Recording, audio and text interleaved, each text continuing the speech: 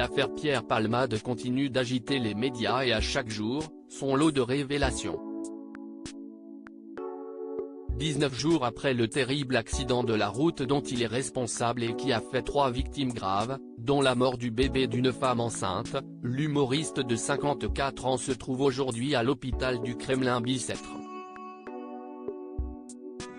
Un établissement qu'il a reçu à la suite de son AVC qui a eu lieu le 25 février dernier. Malgré tout, la justice a décidé de son placement en détention provisoire suite à sa mise en examen pour homicide et blessures involontaires par conducteur ayant fait usage de produits stupéfiants en état de récidive légale. Car dans cette terrible histoire, il a été prouvé que Pierre Palmade était positif à la cocaïne et à d'autres drogues de synthèse, notamment des dérivés de la catinone. Son usage des stupéfiants a plus tard été confirmé par la perquisition de sa maison à Célie-en-Bière, Seine-et-Marne. Si est d'abord le chien renifleur de drogue qui s'est montré très stimulé en arrivant sur les lieux, comme nous l'apprend le Parisien ce mercredi 1er mars. Un comportement qui indiquait alors la présence probable dans l'air de produits stupéfiants. Les enquêteurs ont ensuite découvert des seringues, du matériel d'injection, des fioles entamées contenant de la coke et des drogues de synthèse, des bonbonnes de cocaïne.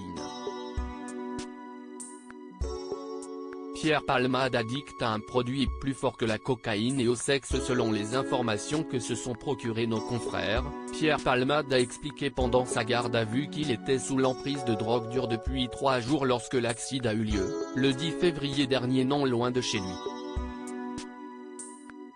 Une situation dont il avait l'habitude puisqu'il consomme des stupéfiants depuis l'âge de 20 ans.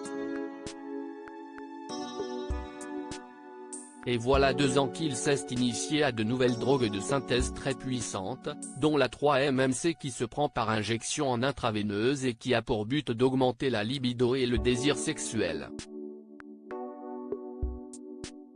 Un produit très fort et plus addictif que la cocaïne et qu'il prend de façon quasi quotidienne, a confié Pierre Palmade lors de son audition.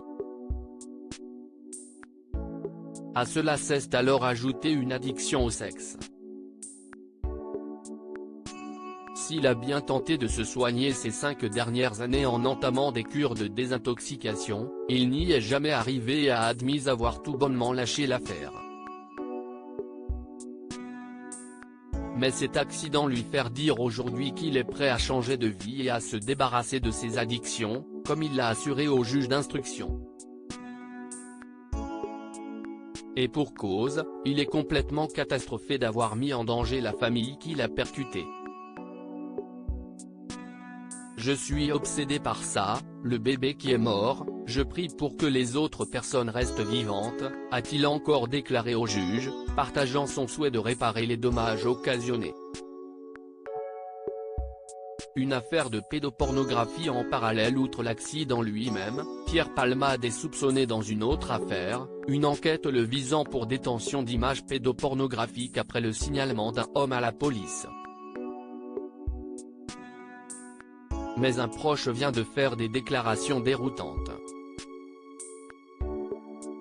Interrogée par BFM TV, Camille, nom d'emprunt suite à sa décision de changer de sexe et devenir une femme, a raconté « On nous a montré des vidéos et il me les a montrées parce qu'il était choqué et il voulait voir si j'étais choqué.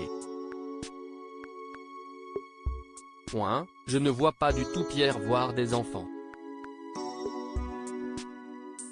Il était choqué et voulait en quelque sorte piéger la personne qui nous montrait des vidéos. »